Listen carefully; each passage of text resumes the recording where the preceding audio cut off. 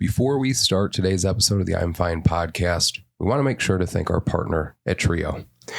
Are you anxious about the start of a new school year? Haven't been in school for a while, maybe you're interested in going back or you're thinking about changing careers? The Trio staff at Governors State University are the perfect people to help. Trio can help with the financial aid process and scholarship searches. Trio can provide fee waivers for admissions, applications, assist with the admissions applications process, online tutoring, help with GED referrals, and provide payments for the GED test. Trio provides various avenues for career explorations, as well as resume and interview preparation. Trio can also help you understand and complete your FAFSA application, and FAFSA opens up in December, so make sure you get a head start right now. If you're ready to take the next step on your educational journey, contact Trio at 708-235-3352 for more information, or visit their website at www.govst.edu/TRIOEOC.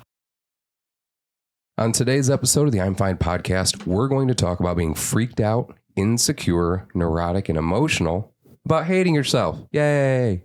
We're going to talk about why we hate ourselves, what affects how we feel about ourselves, what self-depreciation is, how to deal with all of it, and we're going to do that with some help from our friend, member of the Fat family, and owner of Guardian Concepts, John Haberkamp.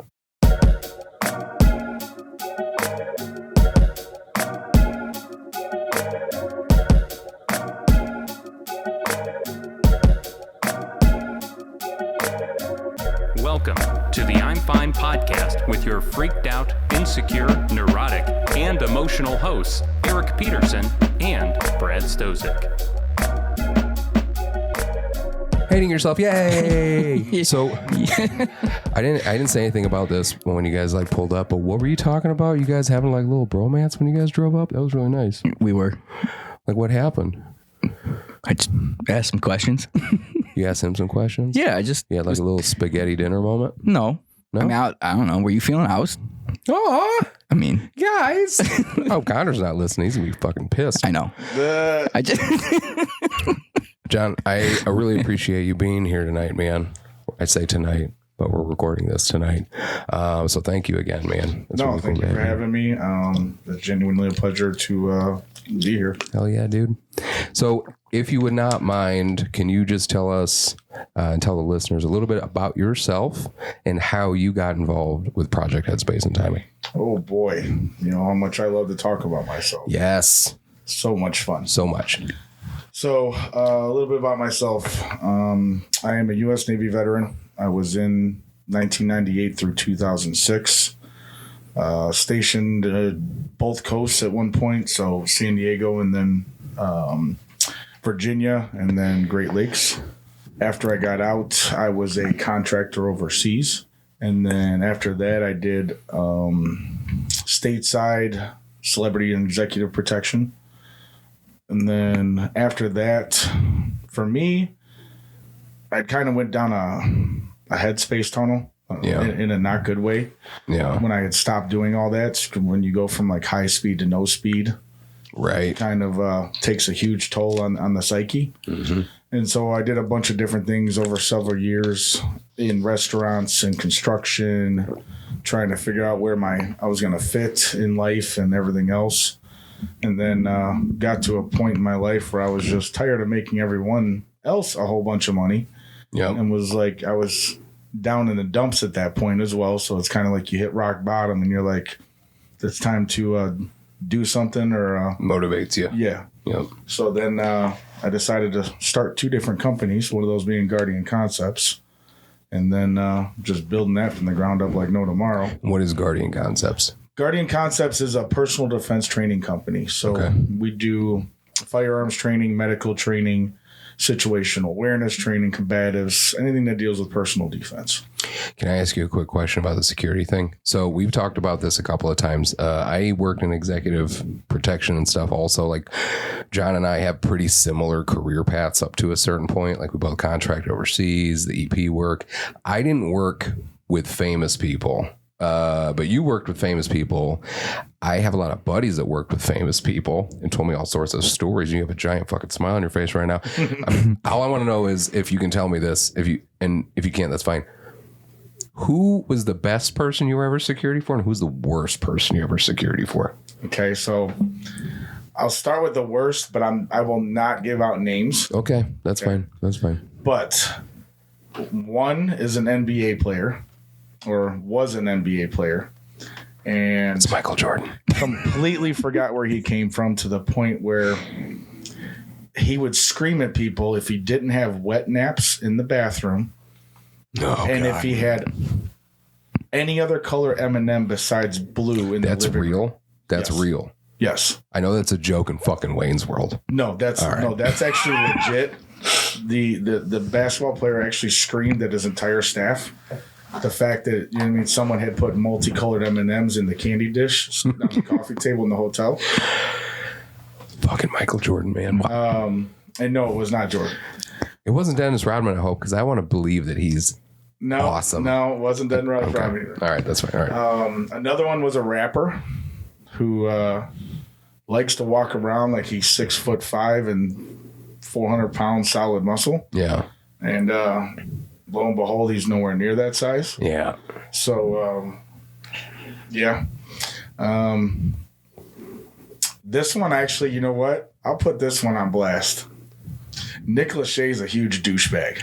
Nick Lachey Yes. from 98 Degrees. Yes. You heard it here first. You heard it here first. Giant asshole. That's probably why Jessica Simpson divorced him. Probably. Absolutely. I'm kidding. I shouldn't say Considering I that. got I'm sorry, into it Nick. with him at the Jessica Simpson concert when I was doing the protection for the tour when they were in town. You got into a fight with 98 Degrees. Yes. When he decided he was going to put his finger in my chest. Oh, I thought you were going to say something else. $20 is $20. That was the after party, bro.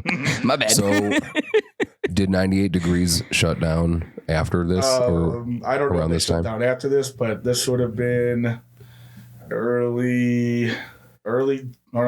2000s. I feel like you're telling me that you're the reason why 98 Degrees. No, because the rest of the cooled band down. members weren't around. It was just him at Jessica's show. Lachey. He just has one of those faces.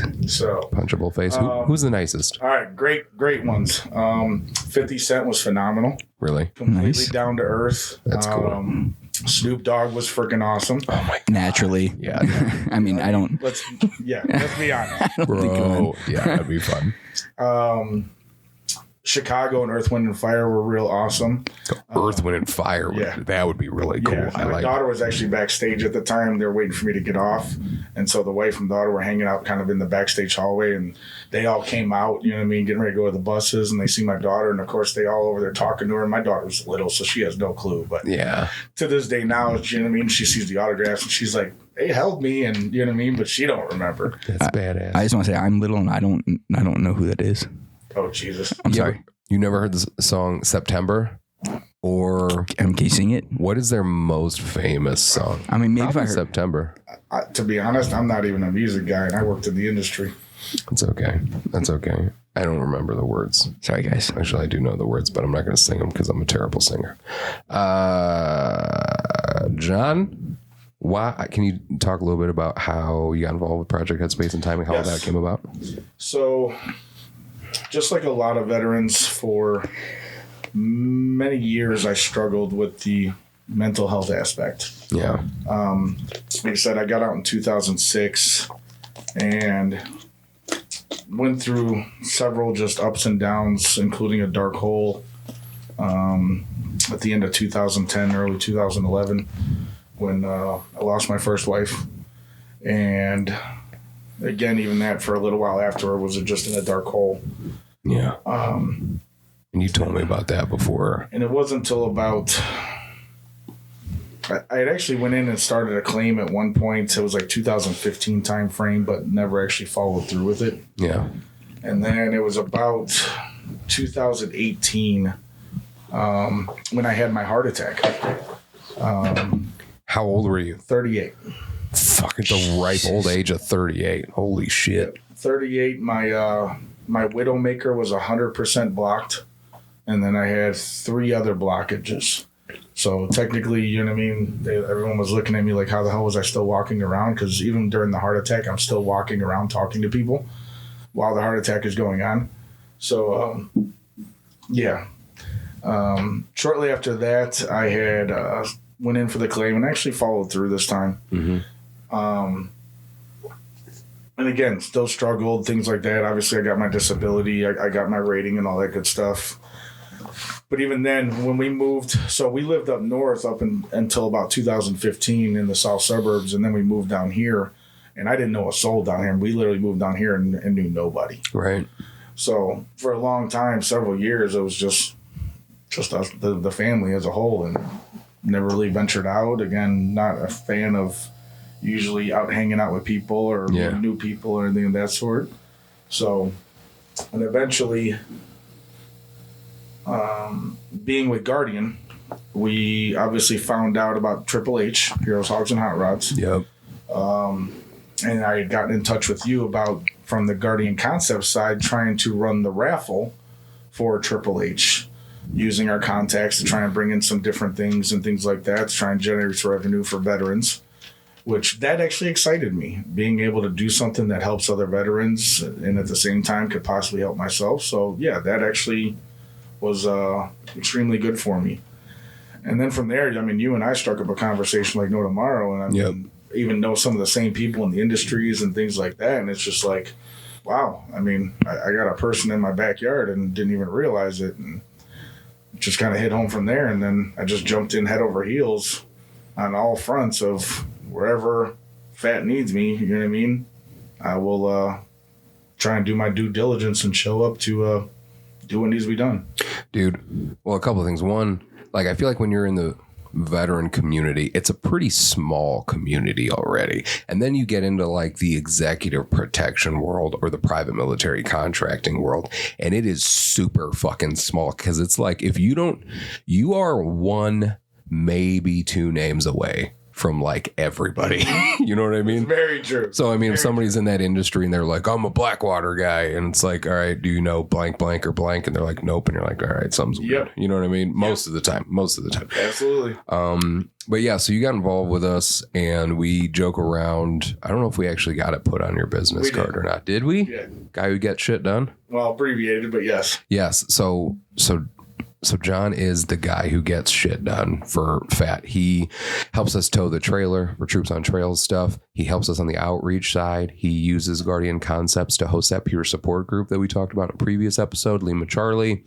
And then he also has helped us out with the crisis intervention program. You've gone on calls with me, multiple calls with me, dealing with vets in crisis. So, I mean, it's a pretty fucking fitting title, man. And when I told you about this topic today about hating yourself, and I asked you about it, like I told you what the topic was, and you were just like, huh? You didn't answer. You were like, yeah, I could talk about that. Brad, you said the same fucking thing. And I was like, you were just like, dude, I can fucking take this and run with it. I don't have to look up shit. Nope. Yeah, no, all I gotta do is go to the memory bank, and I can just plethora of stuff that just diarrhea of the mouth at that point. Speaking of diarrhea of the mouth, let's fucking get to it. So, okay, before we talk about all the reasons why we fucking hate ourselves, I want to talk about an article that I found on markmanson.net, and it's about why people hate themselves. So what the article said: emotions exist as your brain's way of telling you that something's good or something's bad, and that way you can act on it. It's feedback that's designed to make us better, because life isn't always sunshine and rainbows. Now, hatred, particularly hatred aimed at yourself, is simply one of many negative emotions. It's a feedback mechanism that tells you things are not dandy in your world. The article used the word dandy. I didn't put that in there. I appreciated that it used the word dandy. We all have dreams that we've failed to live up to, ideals we've failed to embody, actions that we wish we had or hadn't done, and ways in which we wish we could be different. Hating ourselves when these things happen is normal. Self-hate, as with all emotions, becomes a problem when you don't know how to deal with it. So that article continues on with another part that I wanted to talk about. How do you know that you hate yourself? So here's some telltale signs that you may hate yourself, according to that same article at markmanson.net. This is the first one. I'm going to read it verbatim. You believe you're a rotten piece of shit. That's what the article says. I love that. Check mark. Bro, hey, if you're in the military, tell me you've not called yourself a fucking rotten piece of shit. Oh, dude. Say, check that box. Yeah. Bro, yep, check that one. You think other people are constantly judging you and you live in fear of being, quote, found out, end quote, for the failure of a human being that you are. Check that box. I feel the same way. I feel the same way.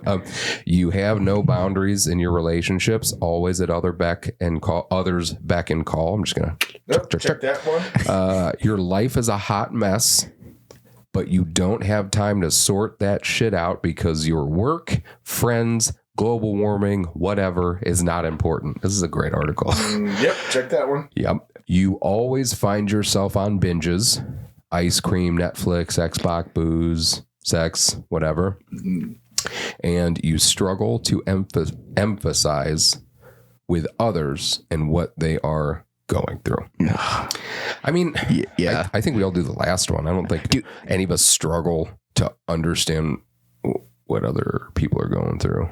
Wait, we struggle or don't struggle? You struggle to empathize with others and what they go through. Yeah. Yeah. I always ask people, I was like, well, they used to tell me if I wanted feelings, they would have issued them to me or whatever. Like, you know what I mean?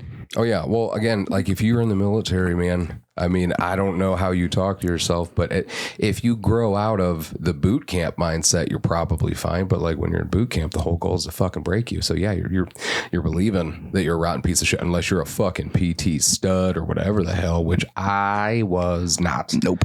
I was the okayest soldier to have ever been. But if you recognize some of these, it's okay. You need to understand that it's okay. And that's what the article says. Do any of those particularly resonate with either one of you? You believe you're a rotten piece of shit. You think people are judging you. No boundaries. I'll tell you guys that. Can I say all of them pretty much almost on a daily basis? Yeah, dude. Yeah. I mean, I think that with the constantly judging thing, that was an issue for me. I've talked about that a lot, like with the social anxiety, constantly feeling like other people are judging you. That's so exhausting all the time to be thinking that, to think that you're a rotten piece of shit. Like I'm pretty hard on myself for the most part. When something doesn't go well, or even if something goes right, like I'll still get down on myself about shit because it could have been better, or this could have happened, or that could have happened. Having no boundaries, that's something that I've been working on. I think a lot of us, we're all working on that. You know what I mean? Because having boundaries wasn't something that I really ever fucking understood, until like, honestly, probably for me, like my early 30s is when I started understanding and thinking about what the fuck boundaries were. The binges and the last one, not so much, but I mean, that kind of spoke to me. Yeah. I mean, I can sit there and say, I can tell you when all that started for me too. When's that? So when I had a rescue mission that went bad overseas and we ended up losing sailors, I was the one that was tasked with saving them and I couldn't get them all. So you're now burying sailors at sea and sailors are not coming home. They're lost at sea. And you're sitting there like, I'm a rotten piece of shit because I failed to save my brothers and my sisters. Right. And then judging, you know what I mean? Because you didn't save them all, now again, everyone's in my head, you know what I mean? Everyone's judging me and I failed to do my job and because I didn't get them.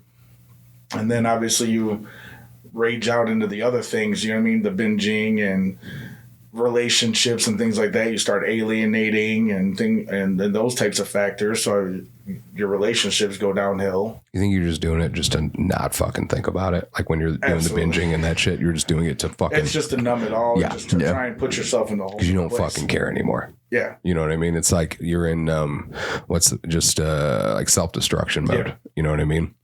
I get that.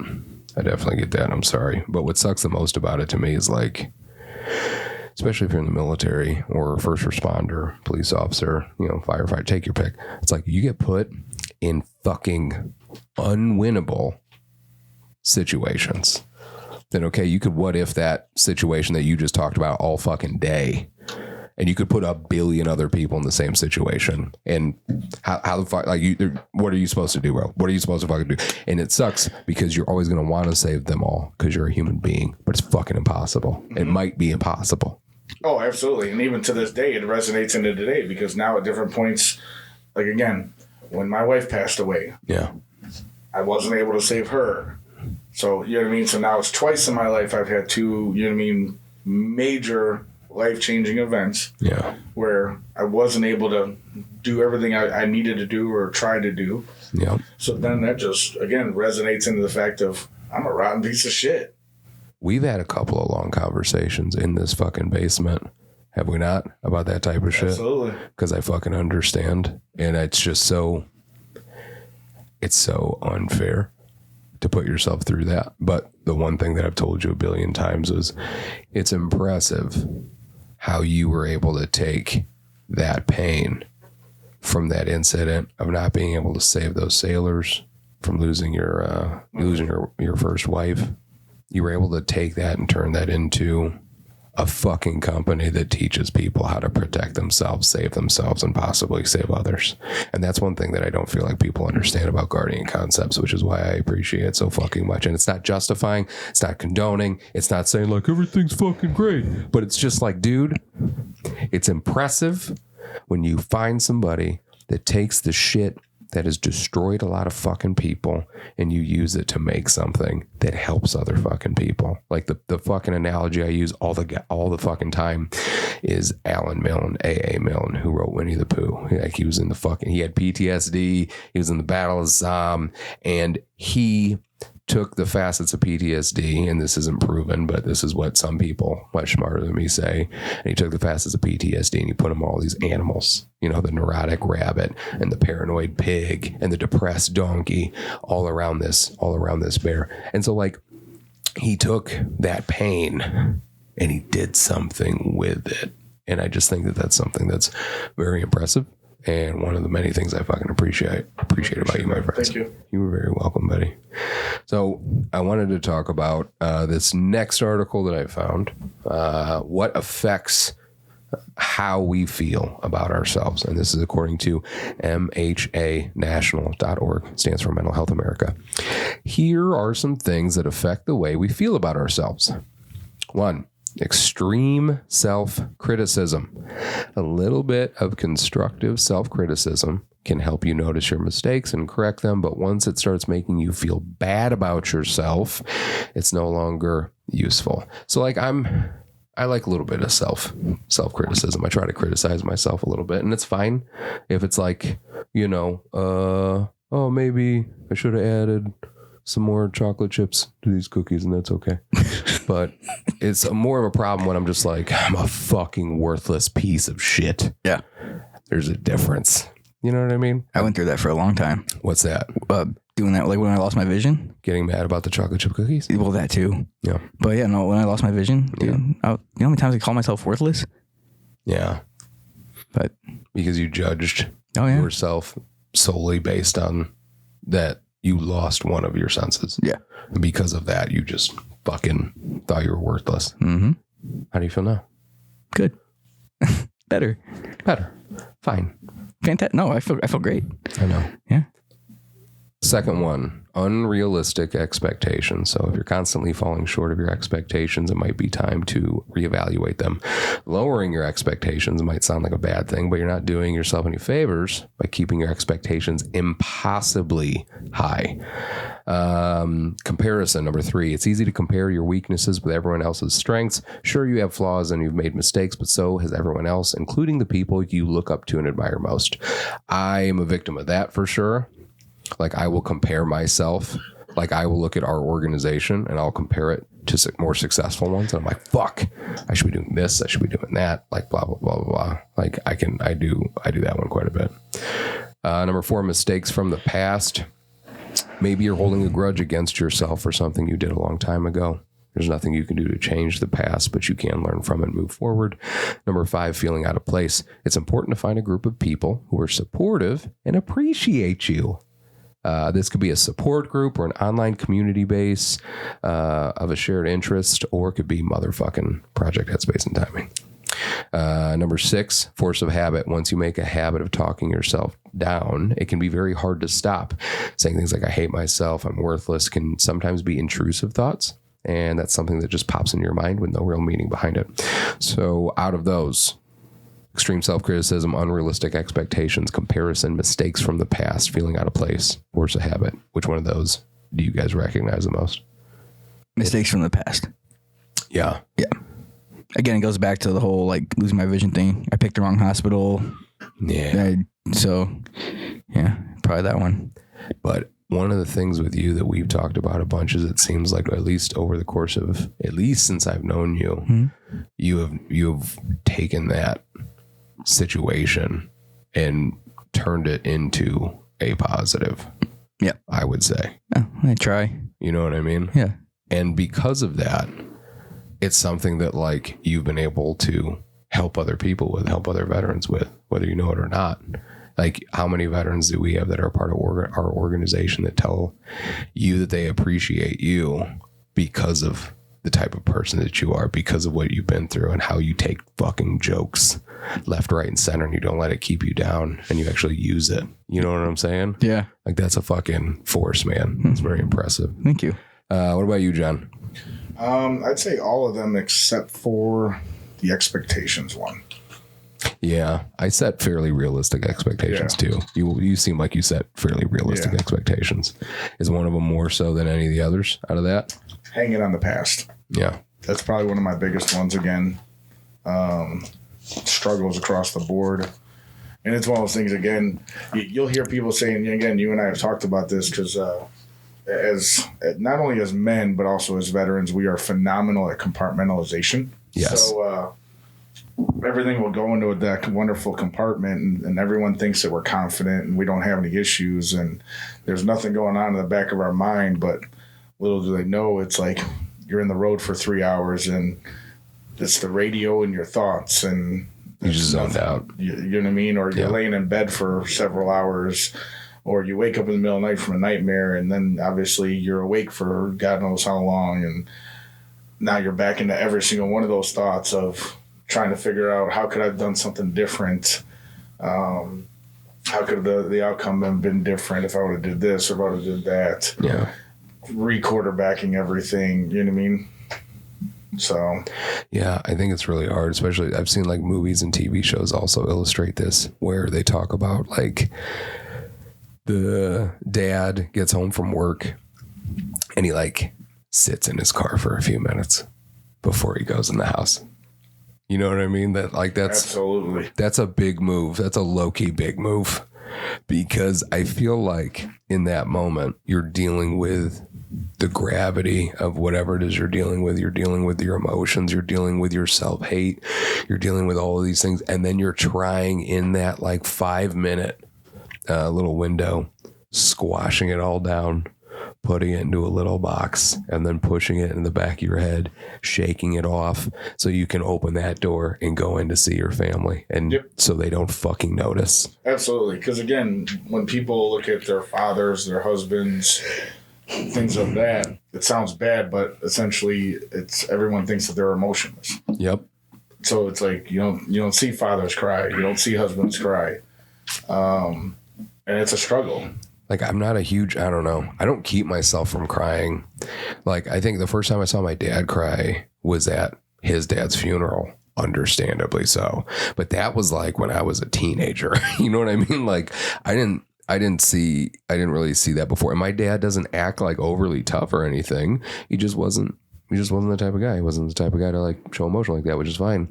I've cried in front of my daughter, my oldest daughter, when my mom was dying and when I had to tell my oldest that like she was passing away and I had to tell her and everything was fine at first. I took her, I got her ice cream, we went to a park, sat in the car and I was telling her about it. And then at first she didn't understand, so she was like making a little joke about it because she was like 4 or 5 at the time. Yeah, 5. And then it hit her. Like all of a sudden, like she understood what I was saying and then she fucking lost it. And then when she lost it, I fucking lost it. But then I thought about this moment being a moment that she's probably going to remember. And I just talked to her about it, like talked to her about how we were crying. This was crying and that this is okay. Like, this is how we're showing how we feel about this, and that's okay. So we're going to feel this. We're going to let it out. And then we're going to go see her, because she was still alive at the time, and go spend some time with her. You know what I mean? So it's like, yeah, I hope that that's something that's changing. You know what I mean? But it's still fucking hard. Oh yeah, no, absolutely. I'm hoping that it's changing. I mean, people are starting to talk about, obviously, mental health of the man and things like that. But even for me, that's still a struggle, because I'm 43, and 43 years of my life, you know what I mean?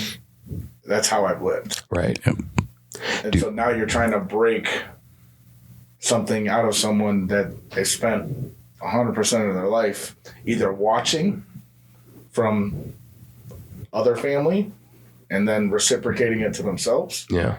And adopting it in full force. Right. Dude, I literally saw this video. It's like a TikTok or something, like the past few days. He's an NFL player. I don't remember his name. I'll look it up.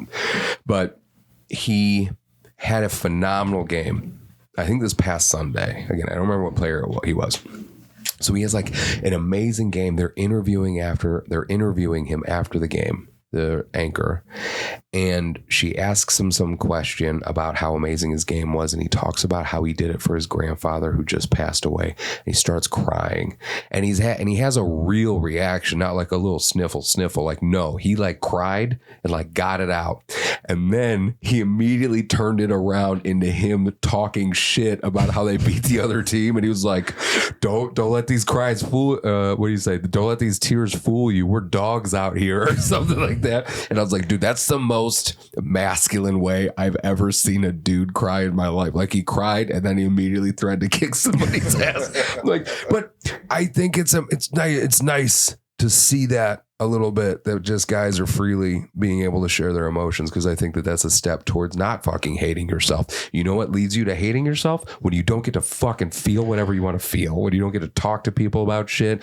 when you don't get to say what you want to say, and then you start feeling bad about yourself, and then you start telling yourself, maybe I shouldn't feel that way, and then you start undercutting your own fucking thoughts and your own feelings, and now you're starting to turn you're making yourself feel like a piece of shit, and you're not, just because you wanted to talk to somebody. You didn't fucking feel like you could talk to them. That's just not fair.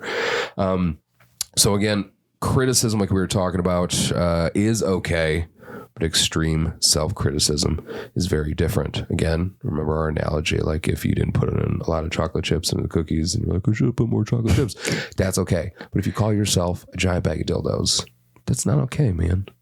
That's not okay. Don't do that. And another word for that, not the giant bag of dildos, not the giant bag of dildos, but criticism, is self-depreciation. Yes. Self-depreciation. So Brad, what did you find out about self-depreciation? Yeah, so this is according to verywellmind.com. Self-depreciation is a form of self-talk that reflects a cognitive state such as low self-esteem and self-regard. And why do we do this? So we do this because for 3 reasons: to appear more modest, so there is no assumption of ego that can be off-putting, and to appear more agreeable. Okay. What are some signs of somebody that might be committing a little self-depreciation? You can't take a compliment. Mm-hmm. You instinctively downplay yourself, and you believe promoting yourself will make you disagreeable. So I used to be able to not take a compliment for the longest time. Like if somebody would give me, I don't know, I just had a really hard time taking it. And that's one thing I've been working on. Because I think for the longest time, especially depending on your view of yourself, and like if you don't like yourself, if somebody gives you a compliment, you're like, what the fuck? Like, fuck you. Don't say that to me. You know what I mean? You're almost like mad. You don't believe it. You don't believe it. You know what I'm saying? And so like I was like that, or I would kind of dodge compliments. So somebody would give me a compliment and I would immediately take it and apply it to other people. You know what I mean? Like, oh, hey, I love the podcast. Thanks, man. But really, I'm just there. You know, Brad, Jake, and Melanie, they fucking do everything. I just show up.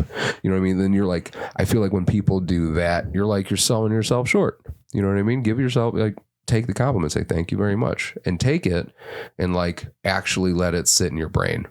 Like, oh, Brad just told me that I was funny. That's really nice of him to say. I appreciate that he said that. You know what I mean? Like, let the fucking compliment sit in there for a second.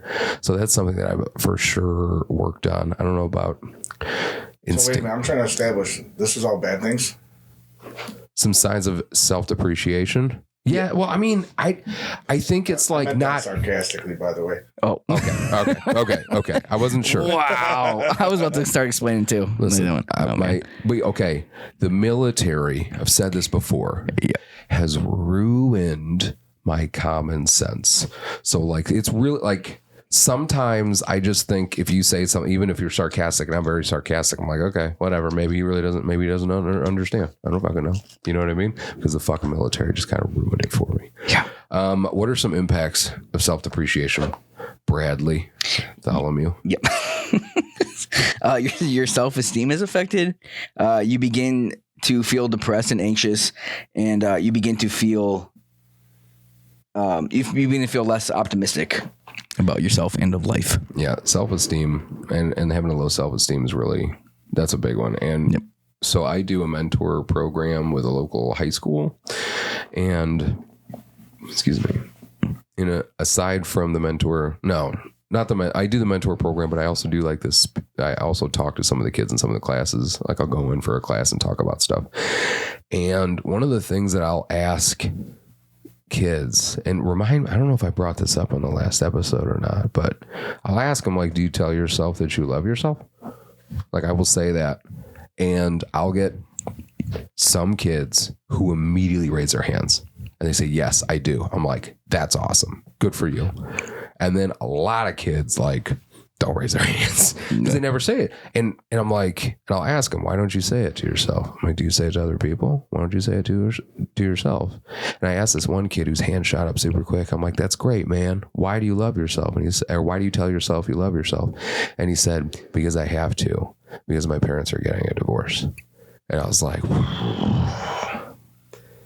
but you know what? I'm telling you, I think that kid's going to be fucking fine. Like if you have an inner voice like that, that's already like telling yourself like that has your own back like that. Like I feel like that kid's resilient as shit. You know what I mean? Like that's going to be a tough kid. Oh yeah. You know what I mean? What's that? Sorry, I just thought of another perk of being blind. Yeah.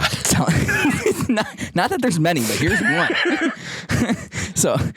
So we got lines at Disneyland, and now, dude, I get to tell myself I love myself, but it's a different person because I can't see myself in the mirror. So if I just change my voice, I'm like, I love you or whatever, it's a different person.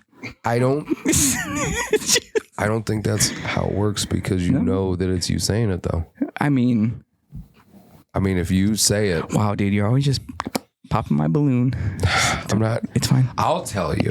I love you. I will tell you. Thank you. You don't need to tell you. Well, you can't tell yourself, but if you want to hear another person tell you, I'll also tell you that I love you. Thanks. You're welcome, buddy. Love you too.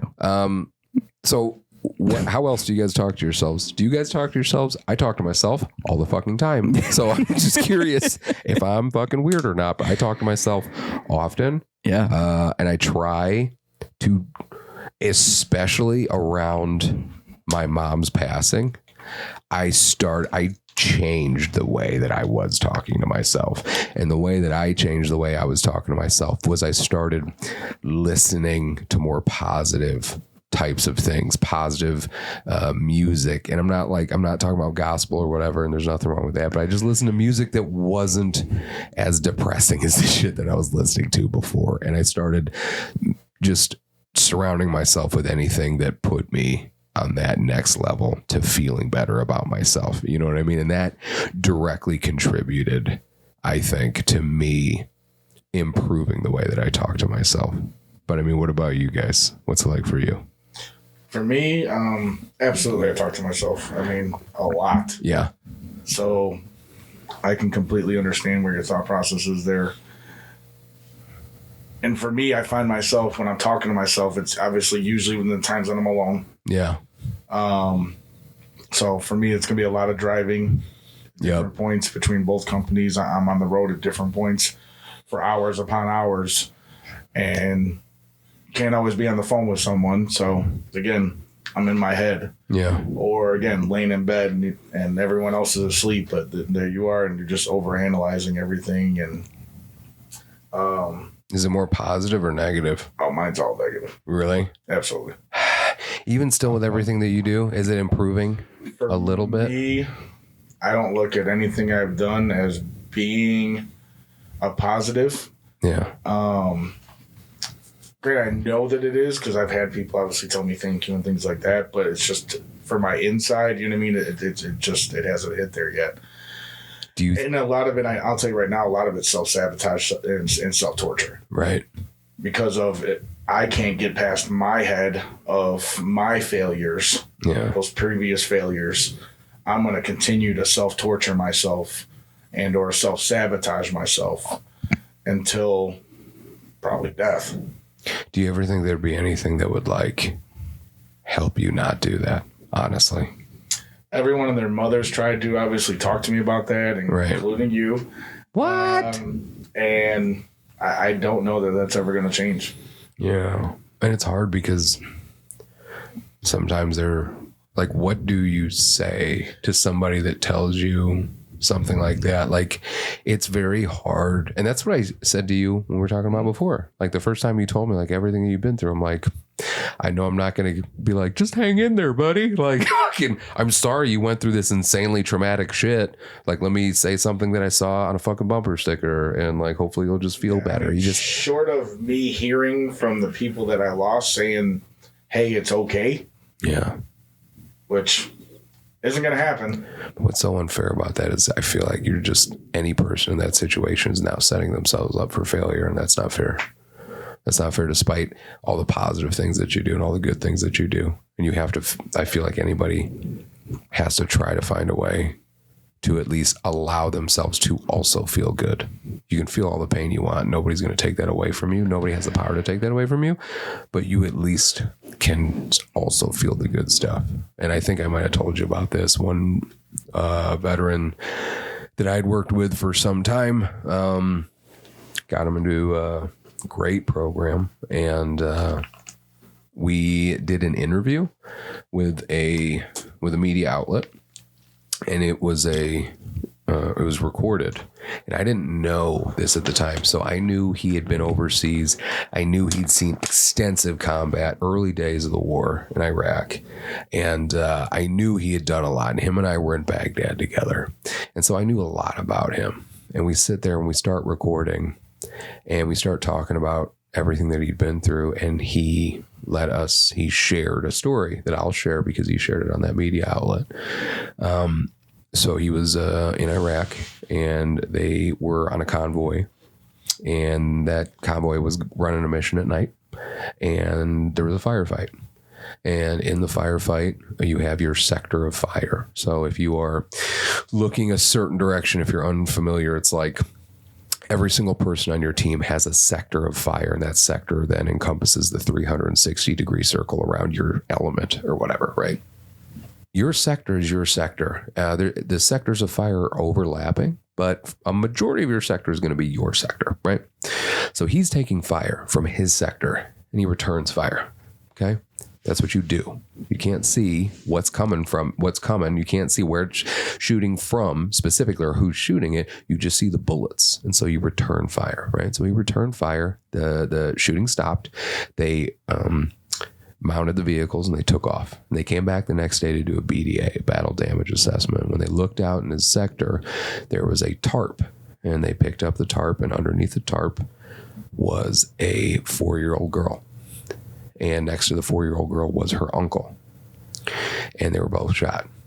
No idea who was holding the gun. Doesn't fucking matter. Like, he also had a 4-year-old girl at home at the same time. So he sees this. He knows that he fucking did it. He knows that he had no other fucking he did not choose to return fire. You know, like, he was returning fire because he was getting shot at, and he was protecting himself, his squad, his fucking platoon, whatever. Like, he was doing his fucking job. And because of that, a 4-year-old girl was now dead, and her uncle was now dead. And that started him on a path of self-destruction. And let me fucking tell you, one, like I said, I didn't expect to hear that in this fucking interview. But two, what the fuck does anybody say to that? Get over it? Suck it up? What the fuck do you say to that? That's absolutely it. I mean, it's one of the things we talk about in my classes, like when I'm sitting there talking to people about essentially what they're training to do when they're getting their concealed carry license, okay? Yeah. I tell them, in your worst day, you're training to possibly take someone's life. Yeah. I was like, do you understand the gravity of that? I think it's impossible to. And that's what I mean. Like, that's what I'm trying to get them to understand. Like, even as much as, and hopefully you've thought about it prior to coming to this class, because here, you're here physically training, but you should have already started training mentally, psychologically, spiritually, if that's what you believe in. Yes. Because that's a heavy load. And this is when I'm looking at them in their eyes, and I'm like, because I know what it's like to take a life and be face to face with that person and watch pretty much what we believe their soul to leave their body. And then that gets embedded in your brain. And you see it from all ages. So, you know what I mean? You see it from the adults. Regretfully, you see it from the children that we've had to deal with overseas as well. Again, right or wrong, whatever the case may be, at the end of the day, yes, our job was our job. But it doesn't make it any better. It doesn't make it any less hurtful knowing that the child is no longer around anymore. I've said this before. I've said this to each of you. Like, I have nothing against any religion as long as it doesn't promote hatred or hurt or anything like that. No issues there. But one thing I don't like to hear is when somebody says, well, God has a plan. And it's like, dude, you don't say that to somebody that took someone's fucking life, that watched a kid get killed, that saw any of that shit. I get that there are times where that is a comforting thing, but in my opinion, those times are not those fucking times, dude. It's not that. I would rather just have you say sometimes shit sucks and it's super fucking unfair. Absolutely. Sometimes there's no silver lining. And maybe it helps you accept it a little bit more, but I'm sure as hell not going to sugarcoat for you and tell you, no, it's fine. Hang in there, buddy. Just fucking hang in there. I'm not a fan of that myself. So I understand when you've told me before the things that you feel about yourself.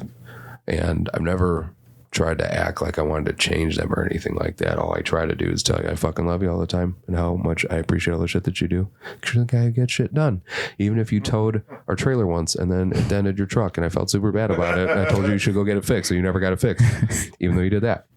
So we've established that we fucking hate ourselves. Yeah. What now, Brad? Well, I don't know why I said it like that. Sorry. I panicked. When Brad panics, he gets a country accent. I do. So this is according to verywellmind.com again. And these are ways to balance out the self deprecation. Right? Did I say that right? Depreciation. Right. Okay. So start accepting compliments. Keep a journal. And make the decisions to be positive. Easier said than done. I get it. Yeah. I'm not disagreeing with it. I think keeping a journal is the hardest one. Yeah. For me. I did that for like, I don't know, 3 days. And I realized I can't read my handwriting. Not because I'm blind, but because it's sloppy. Really cancels it out, huh? Yeah. See, I do agree that I think writing to yourself makes a lot of sense. Yeah. It's just nice to get your own words out there for you to reevaluate at a later date. Like, that fucking makes sense to me. Honestly, I'm just lazy and I don't fucking do that. That's fair. So here's what I found according to MHAnational.org. It's okay to hate yourself. Lots of people do. You may be surprised to find out how many people secretly hate themselves. I'm curious about this. Yeah. I feel like, when somebody just thinks that they're the best person in the world, and usually if you're like me, you're like, I don't fucking trust that person. But everybody else, I feel like everybody else pretty much, we're all dealing with some little level of hate. Oh, I use it as humor. Self-depreciating humor. Dude, all the time. Self-depreciating humor is some of the best humor because you're not making fun of anybody else. You're making fun of yourself. Yeah. And it's very easy to do. For me, it's very easy for me to do. So you might be surprised how many people secretly hate themselves. People tend to become happier as they learn how to feel better about themselves. So here are some steps that you can take to stop feeling like a worthless piece of shit. Number 1. Start small. You don't have to absolutely love yourself right away. You can start by having some compassion for yourself. You can practice being kind to yourself. You don't have to like someone to be nice to them. You also don't have to like every single thing about yourself. Start by finding 1 or 2 small things that you do like about yourself and spend more time thinking about those. Number 2, do not define yourself by your flaws or your mistakes. Flaws are things you have. Mistakes are things you do. And neither of them are who you are. Practicing self-talk. Number 3, say positive things about yourself out loud, just to yourself. If you can't think of anything, you don't need to lie. Just start small. Maybe you're not ready to say that you're smart or beautiful or that you love yourself. But if you're reading this, you can probably at least say, I'm working on myself. Because it's not about where you are, but which direction you're going. I really liked that sentence. It's not about where you are, but which direction you're going, because I feel like it takes a little bit of the pressure off of it. It's not about where you're going. It's just that you're in the right direction. You know what I mean? Oh, yeah. I like that. Number 4, accept other people's compliments. When people say nice things about you, don't argue. Don't roll your eyes. Just say thank you. Try to believe it. Try to believe that they mean it, and consider that they might have a good point. You can add this to your positive self-talk. Like we said before, so-and-so told me that I'm good at blank. And number 5, improve your mental health. Feelings of self-hatred are classic symptoms of depression. If you treat the underlying depression, your self-image will improve too. Whether you have a mental illness or not, you can use these DIY tools to work on improving your overall mental health. So have any of you guys... Do any of these things? Do any of these things kind of speak to you at all? Starting small, not defining yourself by flaws or mistakes, practicing positive self-talk.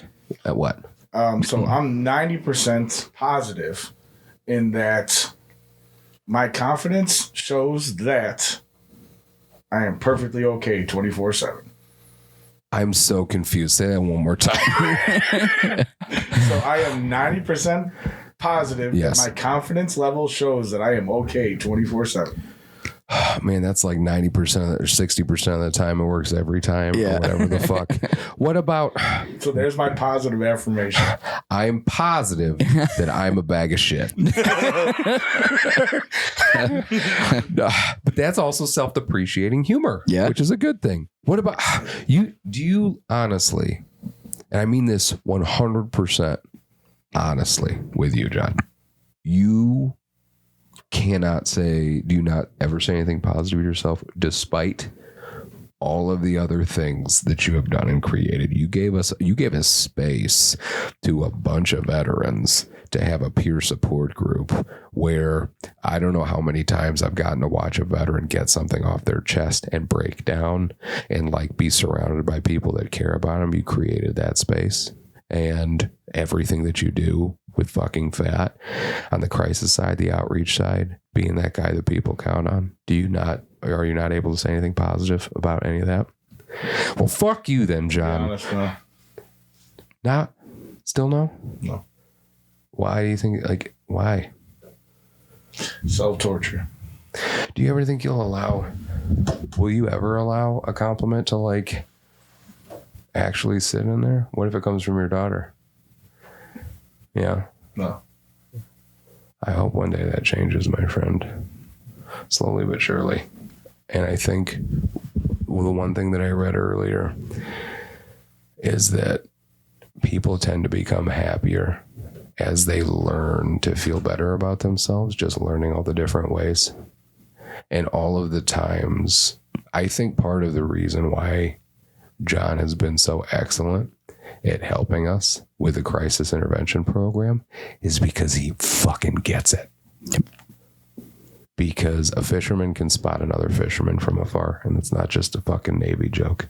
Like it's when you're trying to come to somebody's aid who's in the worst fucking moment of their life.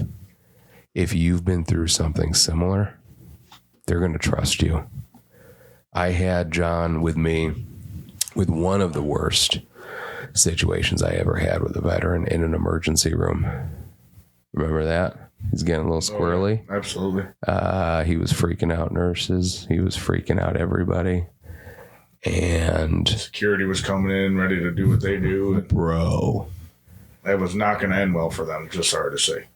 I'm not giving any details, but what I will say is I was standing by this veteran's side who was just having a bad day, a character building day. I won't say bad day. I'll say a character building day. Character building. And he looks at me after he freaks the fuck out on everybody. And he says, how many security guards are outside? And I looked outside and I think there was 3. And I was like, there's 3 outside. And he goes, last time there was 8. I'm like, bro, what the fuck? I started making joke, and I said something to him. I cracked a joke immediately. I was like, "It's because they know you're not a fucking threat, you pussy." Or I said something, absolutely, and it completely cut through the tension. And he started laughing. But there was a second where he made a beeline to get out of the room, and John fucking like dad grabbed him, like just reached around him and pulled him back into the room so he wouldn't do anything. Like, I've watched you keep your fucking cool in so many situations, my friend. And that's why I can't think, I've told you so many times before, like, it's weird how fast you've become a very close friend of mine. And it's crazy how fast you became such an important piece of Project Headspace and timing. And whether or not you understand that, that's okay, because I'm going to be telling it to you for the rest of my fucking life. So where was I? I think that was about it. Okay, Brad. Yeah. What about you? You do any of those things? I do. I've been working on the positive self-talk, and it's really, really changed. Yeah? Yeah. What have you been doing, and like, how's it been changing things? I've just been telling myself that I love myself. Like, for real. Like, I told Amanda, I looked in the mirror one day, and I was like, for the first time in, I think, my life, I looked in the mirror, and I really loved what was looking back at me.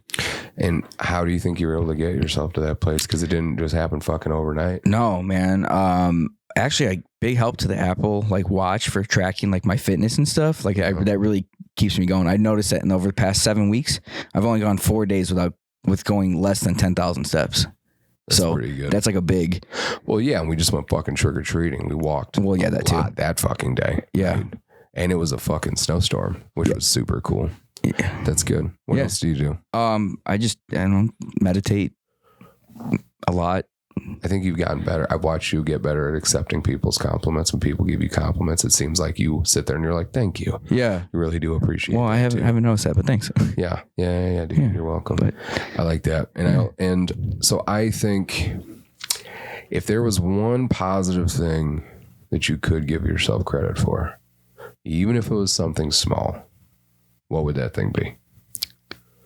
I think it's the fact that I've taken, like you said before, I've taken something that would completely destroy somebody's life, and I've turned it into something that inspires people, and it helps them through their struggles. I think that's probably the biggest positive. Amen to that. I think that's a fucking great positive. Yeah. John, is there one positive thing you think you can give yourself credit for, even if it's something small? If you can't think of something, I'll fucking take an hour and list all the things that I just appreciate about you.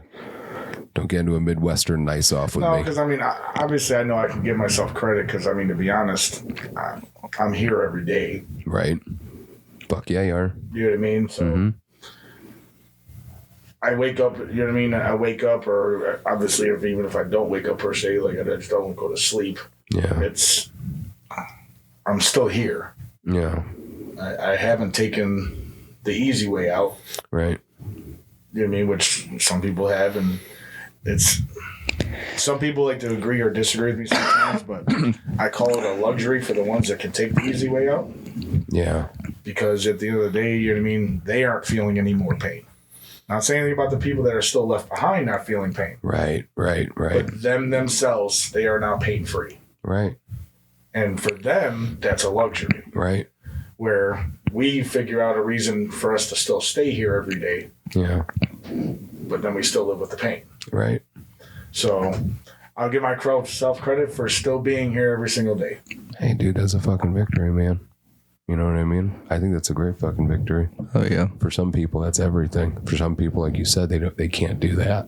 So, I mean, to still be here every day, to still do your fucking thing, to have like 30 fucking businesses and doing all the shit that you're doing all the fucking time, and then help me with Project Headspace and timing. So one positive thing I can give myself credit for. Let's see what else. I'll give you one more. Okay. Actually, I can give you one more. Fuck yeah, buddy. I was the cotton candy guy. You were the cotton candy guy. Explain for anybody. So for our Fat Family Halloween event, Yep. Fat had rented a cotton candy machine to make cotton candy. Yep. And after watching a YouTube video to figure out how to operate said machine, Yep. I got to spend the day making cotton candy for all the kids. Dude, and you were then killing it. Loading them up with sugar numerous times. You gave CC so much fucking cotton candy. And send them home to their parents on pure sugar highs. Such a dick. Yeah, thanks for that. Every time I saw CC, she had another... She had the other color of cotton candy. I'm like, fucking Kristen's cool, bro. Kids, everyone's. You know what I mean?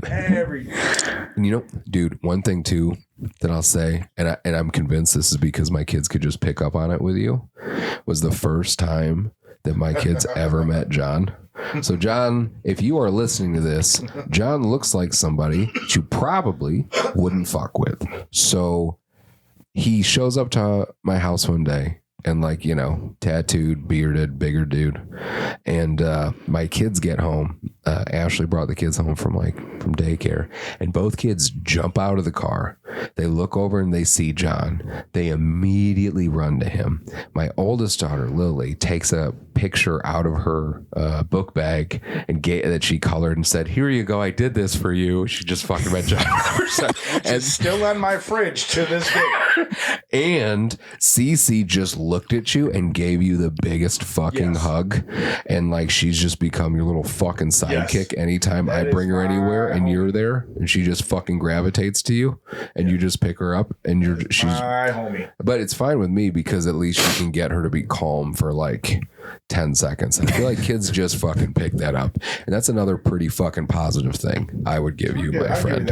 You know what I'm saying? I love your daughters are wonderful children. Cool. As much as they may drive you insane. I mean, they're all right. Okay? Yeah. I love your kids. I know, and they love you too. And there's a reason, because I think some kids, they just pick up on that. You know what I mean? And they saw you, and they were just like, I'm comfortable with this person. I'm safe with this person. You know what I mean? Yeah, that picture is still in my fridge at home. Yeah? It's not coming down. I love that. So if you are listening to this, just make sure that you are doing your best to try a couple of these things we listed if you are dealing with self-hate. And if you can't do that, ask yourself, what is one positive thing that you can give yourself credit for, even if it's something small. So before we wrap up here, Bartholomew, Jonathan, do you guys have anything else you want to add about hating ourselves? Yay! No, not nope. really. Okay. John, where can people find anything about Guardian Concepts if they want to know when the next classes are, and what kind of things are you guys rolling out? Oh boy, there's me and Brad were talking about this earlier. So Guardian Concepts actually just moved offices. So we went from our office in Bourbonnais to a new office in West Kankakee. Nice. Which is a 4,000 square foot space. Mm-hmm. For those that were at our original office, you would know that that's way bigger than what we just originally had. So there is lots of things on the horizons. We are rolling out new classes next year. We are bringing in a scenario-based simulator towards the end of January. And then we actually just set the date today, which more things will come about with that. But February 10th, we're going to be hosting like a new location celebration type of deal where everyone is coming out. We're going to obviously talk to F.I.N.E about putting up a table, the Illinois State Rifle Association, USCCA is going to come out, some other people, higher ups. Talk about daily journal coming out. It being just essentially veteran-owned companies coming together to support the community in multiple ways. Between obviously the support with FAT, teaching people how to better defend themselves across the board. It's not just that people will sit there, oh, you provide gun training. Yes, we do. But if you understand how we do the training, a firearm is a last resort. It's not a go-to. Right. Yes. And so getting people to understand that your situational awareness, your mindset, and de-escalation are the best tools you can ever have. Those three right there. The best way to survive on a violent attack is don't be there in the first place. Yes. Yes. And you don't have to worry about using your gun or taking a life or pressing a trigger when you're not present for it. Right. So that's the personal defense aspect. But then, God forbid, it knocks on your door and you don't have a way out. Well, at least you have some other tools to try and live through it. Yes. And so we're trying to obviously help the community across the board. All the volunteer stuff we do with Days with Dads and different things like that. So it's a veteran-owned business that's just trying to help the community as a whole and the world as a whole. As far as finding us, we're on Facebook. You can search Guardian Concepts. Our website is guardian-concepts.com. All of our classes are going to be listed up there. If you can, follow us on social media. We're on Facebook, Instagram. Hell, I've even broken into TikTok, and God knows, really uncomfortable there. I haven't. Jeez. Yeah. So I'm not with it. You want to talk about old guy breaking into TikTok? Yeah. That's awkward. Just like accidentally recording yourself and like posting stuff up. Weird. Yeah. I thought a TikTok was a clock. But yeah, that's essentially how you'd find us. And there's a lot of things coming on the horizon, man. It's going to be genuinely insane. I'm excited for the simulator. The simulator is really cool. The building itself is actually going to be called Guardian Training Center now. Yeah, that sounds fucking awesome. Because we have multiple entities underneath there. So we have Guardian Concepts, we have Titan Tactical, which is another training company that we've partnered with. We also have Titan Security. So we're going to be doing security training out of there as well for Illinois security officers. So it's literally just multiple platforms coming underneath there. Along with we're going to be rolling out a showroom of products and obviously the scenario-based simulator. So it's like now it's no longer just Guardian Concepts. Now it's becoming Guardian Training Center. I like the simulator thing the most, honestly. Absolutely. Just because it takes all the fear, not all the fear, but it takes some of the fear while also bringing a little bit of the reality into a firearm. Absolutely. As opposed to like shadow box stuff or like whatever. Oh yeah, you know punching targets, inside of an indoor range or little things like that. It doesn't give you that actual basis of you're pulling down on someone. Right. Yeah. And I've done those simulators multiple times. And the most interesting thing about it is when you see somebody come up there and they have some sort of preconceived notion of what firearms are, what shooting people is, and regardless of what it is. The first time you get into one of those simulators and you go through one of their scenarios and you pull a trigger and you're like, you killed an innocent bystander. You know what I mean? You missed the target completely. You delayed yourself and they hit you.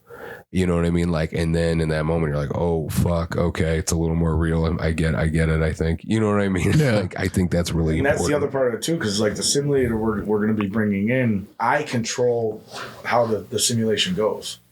Right. Yeah. I can change it in the middle of it. I can change the outcome. I can change it to a positive outcome. I can change it to a negative outcome. I can change what they're saying at different points based off of what you're saying to them. Yeah. So if you're doing good communication, then I can maybe make it a favorable scenario where it's a no-shoot scenario. Because that's the other challenge when it comes to this type of training, is that everyone's training for it to be a shoot scenario. Right. Not every scenario is a shoot scenario. Right. Like Illinois has specific laws in regards to use of force. Mm-hmm. And like you're only allowed to use the force equal to what is coming at you. So, but then that's subjective. And that's based off of every person's, there's thousands upon thousands of variables that come into violence that people don't necessarily realize. That's why there's no standard operating procedure for fighting violence. Well, the one thing that you said that I feel like doesn't get discussed enough is like de-escalation. Absolutely. Is the fucking goal here. Like you're not, I think if you learn how to use a weapon and all this other stuff, and then you just kind of like go out there and looking for a fucking fight, like that's the wrong answer. Like it's the last resort. Yep. De-escalation is everything. And I always appreciated and respected somebody that could talk themselves out of a fight, that could talk a fight down, then just get into it swinging. Because if that's what you want, then that's what you're going to fucking find.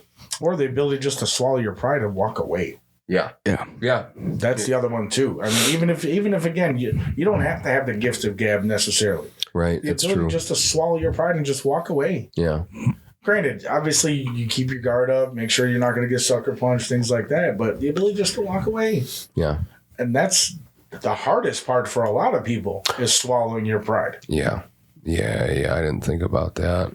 You feel like you have to do something, and you can't just do nothing, and you feel like people you're are failing. watching, you know what I mean? Right. Families Embarrassment. watching, friends are watching.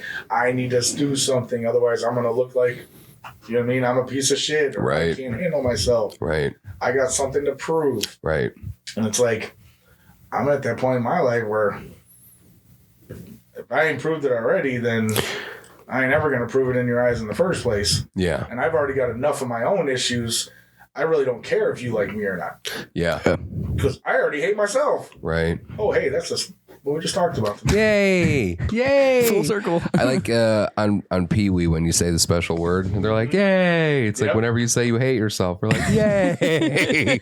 We all hate ourselves. Well, yeah, I mean, the pride thing is definitely really hard for people to set aside, but I agree with you in that I am at the stage in my life where I feel I'm constantly, I think, getting torn between, like, there are the times where I do care about what people think and what people are saying, and I do get nervous about that. And then I have the complete opposite end of the spectrum where I don't fucking care. Like, so if I'm going to walk away from this, I know it doesn't affect my ego because I was already confident before. I'm just as confident now. And if you don't understand that, that's a you problem, not a fucking me problem. So I'm just, that opinion of me in that moment does not matter, because I would always rather walk or talk myself out of a fight than fucking get into one if I don't have to. Absolutely. You know what I mean? I got a pretty. Who's gonna fight a blind guy? Dude, I don't know. There's some fucking assholes out there now. You think so? Yeah. Some ginormous assholes. Oh man, We'd start like a new podcast, like Who Wants to Fight a Blind Guy? I don't want to know, dude. I couldn't fight You my way out of. asked. No, I'm just saying, like, I couldn't find my way out of a wet paper bag. No. New podcast starting turn of the year, January 1. Who Wants to Fight a Blind Guy? This is gonna be a Brad game show. You Associate. gotta like ask him like 15 questions. Yeah. And if you get to the end, then you get to fight me. That'd be pretty No. cool. You're coming up with the All right, ideas, well, dude. looks like we're doing it at Steam Hollow. Oh Steam man. out. January 1 will be the kickoff of If it can be like some kind of like raising What's the money brand? for fat, maybe. wait, are we I feel like now, okay, so is this real now? Or like Okay, so if we can have like the like protective headgear stuff and like boxing, like the boxing, Oh, like you your want spar gear? yeah, like spar Oh, gear. okay. all right.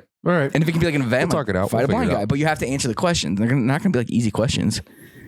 Like what kind of questions about like what? Like history? Physics and stuff. So they have to get him right to fight a blind guy? Yeah. So you have to be a genius. You have to be super smart, and then you get Maybe to it beat should the all be questions about Brad's entire life. Oh, That would be a good one too. yeah. And then Amanda's going to play, and then she's going to kick my ass. That's not our problem. Oh, So there's good that. episode. Okay, so stay tuned for that episode in January. We're going to let people beat the shit out of Brad, and then other than that, coming up for Veterans Day, depending on when you're listening to this, just a heads up, I will be speaking the week of Veterans Day. I will be at Vulcan Materials, Nucor, booth over at CSL, talking about Project Headspace and Timing, the work that we're doing. John will be speaking for Project Headspace and Timing at Riverside Hospital on Saturday on Veterans Day itself, November 11th, A.N. Weber at 11 a.m. they're at that location. There's going to be an unveiling of a statue for my friend Ray Ollie, thanks to the Ray Ollie Memorial Foundation. The Ray Ollie Memorial Project. I'm really excited to see that. So if you want to check that out, check out the Ray Ollie Memorial Project on Facebook. At 1 p.m. On Saturday, November 11th at Steam Hollow. There's going to be a veteran showcase until 5 p.m. So we're going to have a bunch of veteran organizations, 1 to 5, just there showing the stuff that they're doing at One Stop Shop for anybody that wants to know. We'll be there for that. And John, Guardian's going to be out there too if you want to meet John. And check out Guardian Concepts. They'll be there on November 11th as well. And then at 5 p.m. at the Majestic Theater in Kankakee, Illinois, our friend Marine Dave Sadler, his wonderful wife Amanda, with E5 Productions. They're going to be showing the Ultimate Garth Brooks tribute with Sean Gerhardt. That'll be at 7 p.m. That'll be a really cool show. And the proceeds that he's going to be raising then are going to be going to Project Headspace and Timing. So very cool. So if you are looking for something to do on Saturday, November 11th, there are tons of things. Also, there's also going to be a fundraiser over at Texas Roadhouse in Bradley, also for Project Headspace and Timing on the same day.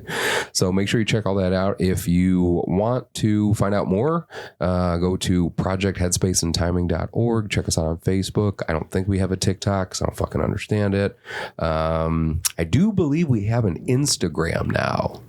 Do we? Just got one. Yeah, I think Gabby. All right. Gabby. I'm pretty sure she got us on there. And if you're going to check that one out, make sure you also check out what's your Instagram, Brad? B-Rad the Blind Dad.